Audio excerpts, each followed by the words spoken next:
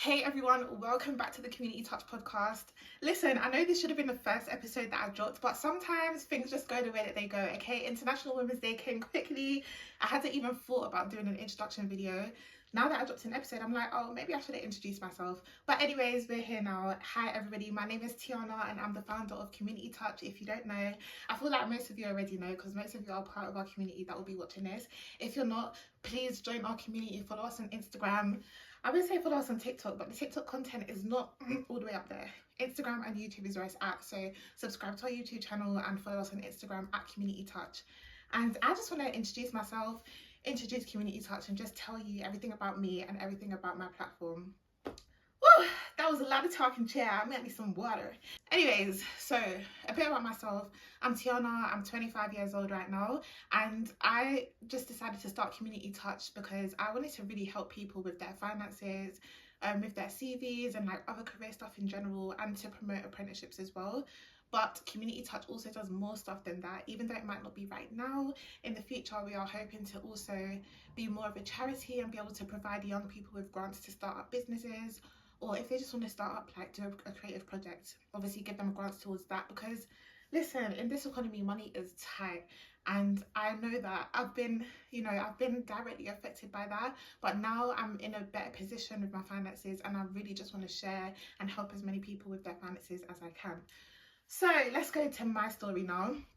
I decided that I wanted to do this from about the age of 17, I would say, but I had no clue where to start, and it wasn't something that I was actively pursuing until literally last year, so 2024. Back then when I was 17, I was literally going to call it like teen life advice or teen financial advice or something like that, because I've always been passionate about helping people, and especially with this topic as well. Like, I just feel like, I don't even feel like it's something that I came up with. Genuinely, this is my God-given gift, and who am I to not, do what God is telling me to do?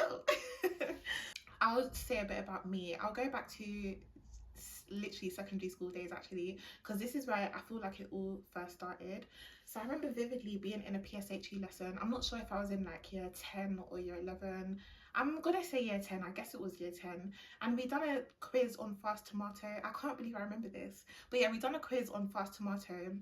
And it was just like a personality quiz, and it basically matched us up with jobs that they think that would suit us based on our personality. And the main two that I remember really looking into following that quiz were marketing and finance. So from then on, I knew that I wanted to do either marketing or finance. And when I left school, I went to sixth form. I didn't actually choose like any subjects that would relate to marketing. I guess I just chose stuff that were related to finance. So maybe by that time I just decided, okay, cool, I'm gonna try and follow the finance route. So in sixth form I done trying to rack my memory here, maths, economics, German and finance.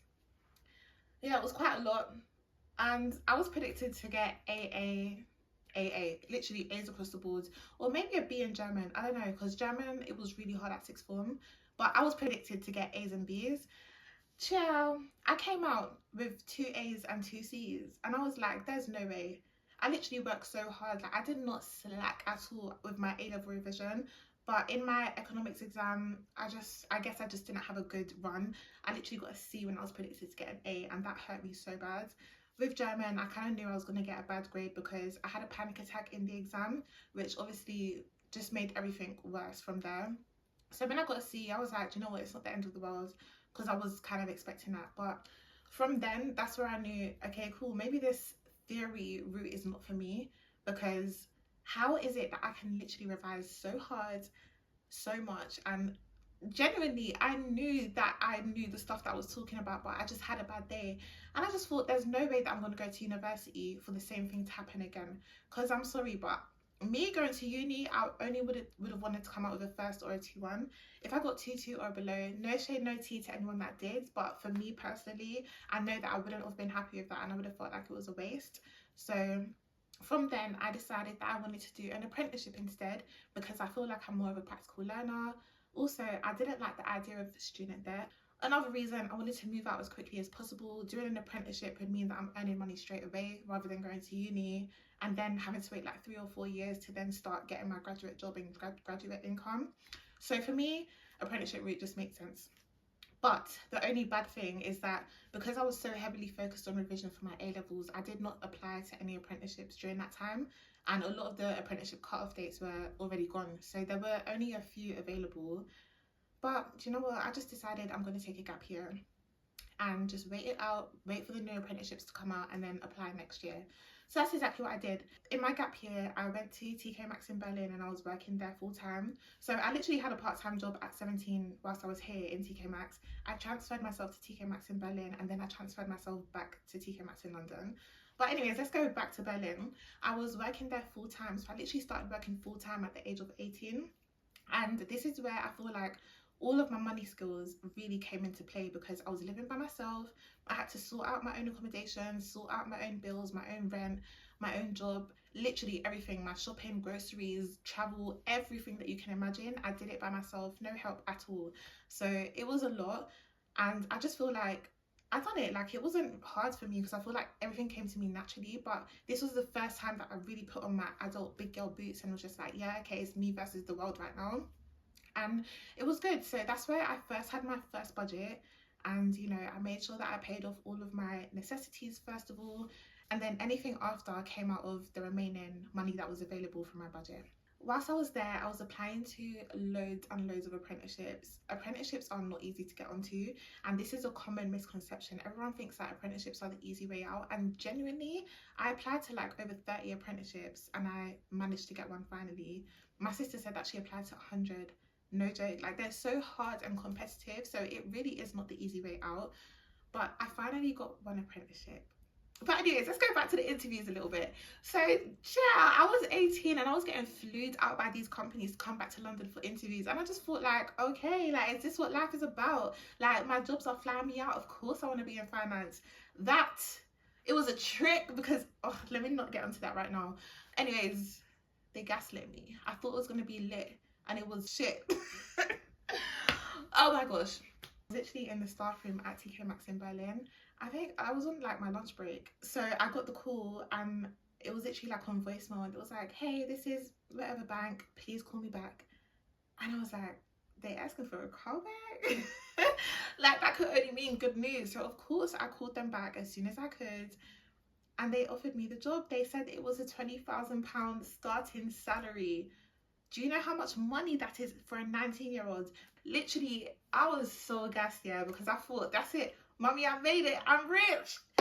Little did I know. But anyways, it was amazing, and I feel like my apprenticeship really just, it was what I needed to do. It opened all the doors that I needed for me to like progress in life, and I just think it was the best decision that I ever made for myself. So I started my apprenticeship in September 2019. From September to December, I was spending recklessly. I can't lie. All my childhood dreams that the stuff that I wished that I had in childhood, I was buying it. The stuff that I wanted to buy myself, I was buying it. The places I wanted to go, I was going to. Because to me, I had an endless supply of money right now. But then when it got to January of 2020, I thought, okay, cool. I really, really want to move out my house.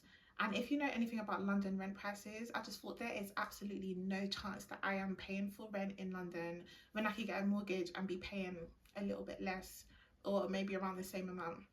So that's what I did. From 2020, at the age of, I would have been 20 years old, I started stacking £835 a month so that I could save £10,000 a year. And I did that for 3 years. And then that brings us to 2023 now, because I bought my first property in London in Zone 3 at the age of 23 in 2023. Let me just clap for myself, because listen, every time I say it and like tell people, I'm consistently reminded of how much of a big of a deal it is. And randomly, I'll just be sitting at home and I'll just be thinking, wow, I did that, you know, like, this is my property, you know, like, I'm on a property ladder, you know. So yeah, it was a huge accomplishment for me, and my family as well. Like, they was like, yeah, what, my daughter, yeah, my sister, yeah, what, yeah, my cousin, yeah. Honestly, big up to everyone that supported me through that journey, because it was a lot. It was very stressful, but you know, God, again, this is my God-given house, because it's round the corner from my mum's house. It's round the corner from the train stations. I could not have asked for a better place, honestly. And I've got the most amazing neighbours as well, so shout out to them. So obviously, right now I'm still working at the bank that I started my apprenticeship with. I finished my apprenticeship in 2021 because my apprenticeship was a year and a half. So yeah, in terms of salary increases, which a lot of people don't really know about apprenticeships, they do often increase like very quickly. But obviously, banking will increase at a faster rate than other normal jobs simply because there's a lot of money in the banking industry. So I started on a £20,000 salary. As soon as I finished my apprenticeship, it went up by 10,000. 6 months later, by 10,000 again, and then a year later by 5,000. A year after that, it was like 1k, and that's when I was just like, okay, cool, something needs to go on now, because either I need to move jobs or I need to figure out what I want to do in life, because I knew that I didn't want to do banking forever. So that kind of gave me the push, because I feel like that pay rise was so rubbish, and at that time I also thought I should have been promoted. So it was like a real kick in the ass for me, I'm not gonna lie. But everything happens for a reason. Like, I will never stop saying that everything happens for a reason, because that's what really pushed me to start thinking, what is it that I want to do in the future? Because if you don't know, I do music as well. Obviously, music will happen when music happens. You can't really predict when it's going to happen. So I don't think that it's wise to have that as like my plan A. So I needed to do something else, and I really knew that I either wanted to go down the creative route and get like a creative job, but every single job that I was applying to, they kept rejecting me, and I think it's because I didn't have actual like work related creative experience, which is a bummer. But you know, we move. I think it happened for a reason again, because if I did get that job, would I have started this properly now? The other option that I was considering is really just starting my business. But I don't know, like, I just felt like it's too much pressure right now, and it took me a while to properly start, but now I'm here and I'm thriving and it's doing well. And I really just want to thank everyone that has been a part of this community and is a part of the community and will be a part of the community, because we are always growing and expanding, just like the universe. So now I'm here. I'm still working at my job full time, but I am also really working on my business, Community Touch. Community Touch is more than just a community that helps with finance, right? I want everyone in the community to be able to share stuff with each other. You know, let's say you've had a financial L, share that with each other. If you've had a win, share that with each other, because at the end of the day, money is a hush topic in our community, and I feel like it really needs to stop being a hush topic, because it's such an important part of everyone's lives, and everyone really needs to start talking about it more, especially like in more open conversations. So that's one part of it. The second part of it is me promoting apprenticeships. There's so much information out there about universities, and I couldn't care to promote university. Obviously, for some people, uni is the better route, and I will always advise that. It really just depends on what you want. If you want to live independently, if you want to have that life, if you like doing research, if you want to just really delve into a subject, university could be for you. But if you're like me and you're a practical learner and you want to start earning money and you want to learn as you go, and you know, you can get a degree through an apprenticeship as well. There's so many apprenticeship opportunities, and I feel like there's not enough information about them out there, which is why I personally will push for apprenticeships until the day I die. Yeah. And then obviously the other part of Community Touch is going to be the charity part. So it's all about giving back to our community. I want to have events where we're helping the elderly, where we're helping the homeless, so we're just giving back, giving the grants like I said earlier. So it's a lot, and that brings us up to date. Thank you for listening to this podcast, and I hope that we see you again soon. Don't forget to like, comment and subscribe, and please join our community. Follow us on Instagram at Community Touch. Bye.